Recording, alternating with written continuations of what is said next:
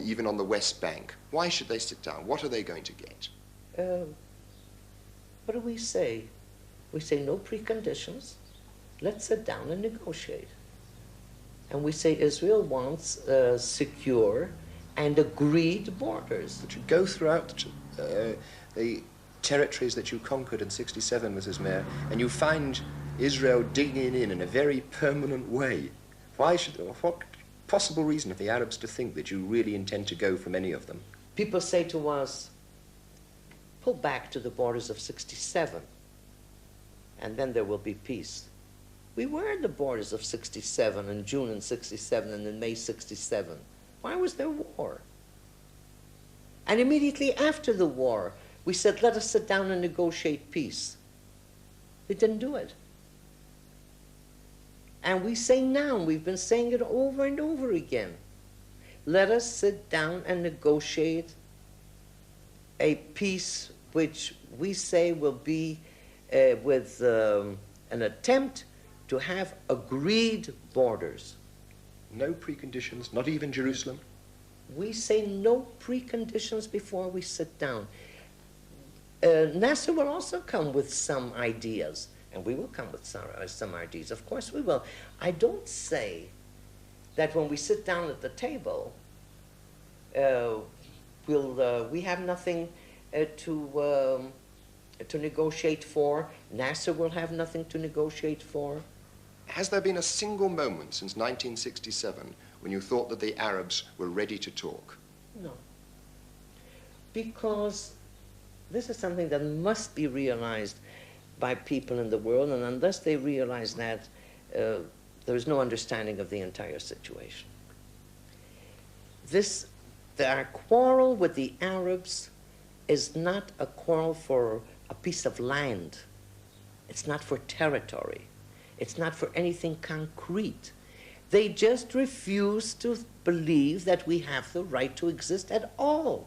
But surely for the people who were here in '48, who have left then, surely for the Jordanians who are now on the other side of the Jordan, surely for them it's land. And don't you understand them and their desire to come back? Why did they leave? Well, many of them were refugees of war, and maybe they don't like a conquered But army. who made the war? They don't like a conquered army. Therefore, we should leave. Oh, that I understand. Yes, then we can have peace in this area. But without Israel in this area, there won't be peace. The Arabs are not so friendly with each other, but that's none of my business. Oh, this is a solution. But I have a feeling it just happens that there are 14 Arab countries and immense territories. And we've come back. We've been here before. 2,000 years ago. And we've come back. 2,000 years ago.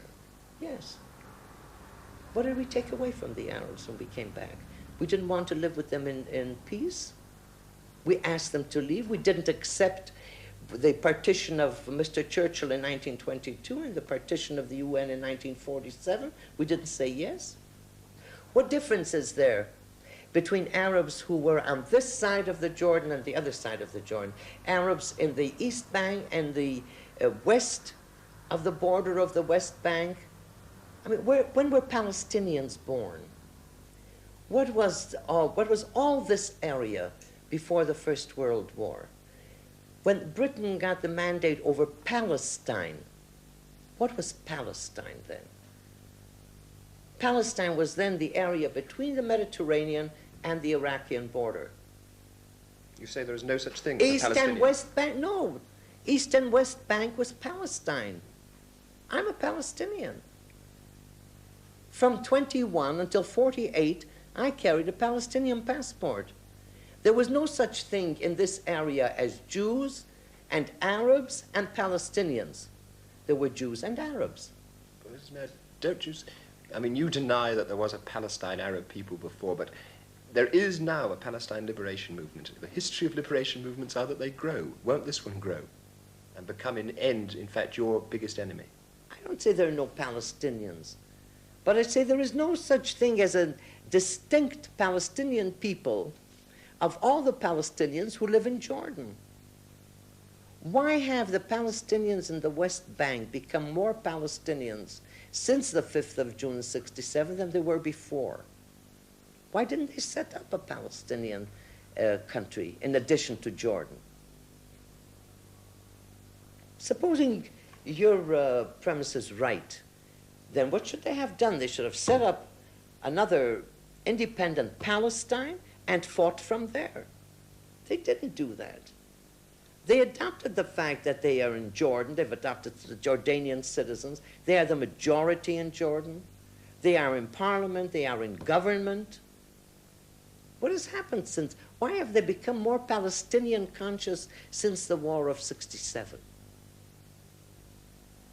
I mean, people, decent people, liberal people, people that are for self-determination,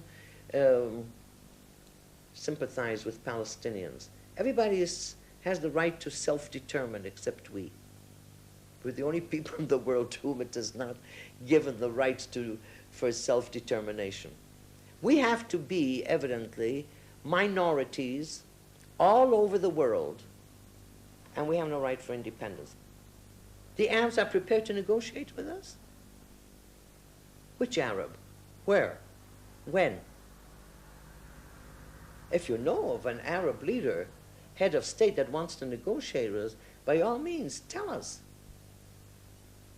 I'm prepared to go to Cairo, I'm prepared to go to Damascus, I'm prepared to go to Amman, I'm prepared to go to Beirut, anywhere. You would go to these places? Yes, happily. To negotiate peace, of course. What would be your first words to President Nasser if you did ever sit at the table with him?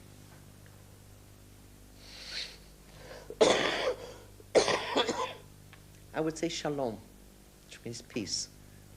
Prime Minister, do you believe that if Nasser falls, you'll get anything better in his place? Something we don't speculate about.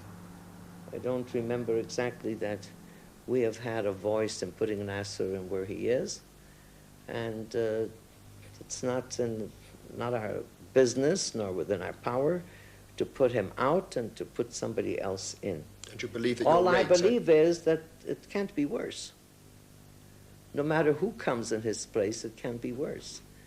One notices in this country that people never forget the war, that they listen to every news bulletin, every hour on the hour. You, of course, presumably know the news beforehand. Can you tell me how this affects you? First place, my first choice would be not to be a prime minister. My second choice would be to be a prime minister in the same position as all other prime ministers who have their troubles, I'm sure, and have their difficulties. How does it affect? I'm one of our people that every boy that is wounded on the canal or somewhere else is a wound in the hearts of all of us. Don't necessarily have to know him or his family. It's difficult. And that's why we value life, not only our own, just we value life. And this is our strength. Maybe one can say this is our weakness because the Arab leaders are not so sensitive to the very question of life, of having people alive instead of dead. Otherwise there would be no wars. Do you ever doubt the correctness of your policy? No, sir. What do you mean, my policy? My policy is to keep our people alive and to keep our independence. How can anybody doubt the right that we have that is similar to the right of 125 peoples in the world? Do you ever sometimes feel that perhaps you might just have stayed in America and been happier and lived a nicer life? I didn't run away from America. America was kind to me and to my parents. I was brought up there. I enjoyed everything that the United States can give. But I never regretted for 1 second that I didn't remain there and that I came here. But if you were brought up in America, what possible right have you to live in a land that was once Arab, whether he neglected it and left it a stony desert or not?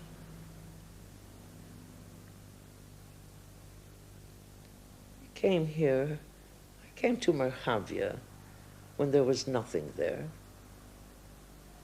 This land was deserted for centuries. We were driven out of this land. Is this where history begins? Twice we were driven out of this land, occupied by other powers. The Arabs, this is the only people, the Jewish people, whose life, independence, dignity depends on this piece of soil. The only people in the world, not the Arabs. They have this entire territory, the entire vast area,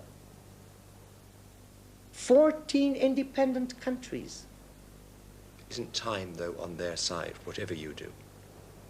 Why? Because they talk of fighting for 100 years, they talk of their population growing.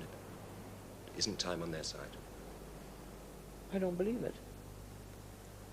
You mean you want me to believe that things will never change? That they will go on shooting and killing? You want me to believe that generation after generation of young people in the Arab countries will have no other ideal except to kill Jews? I don't believe it. You are hopeful? I'm positive that this will not happen. I don't know how long this war will go on. Prime Minister, thank you very much. Thank you.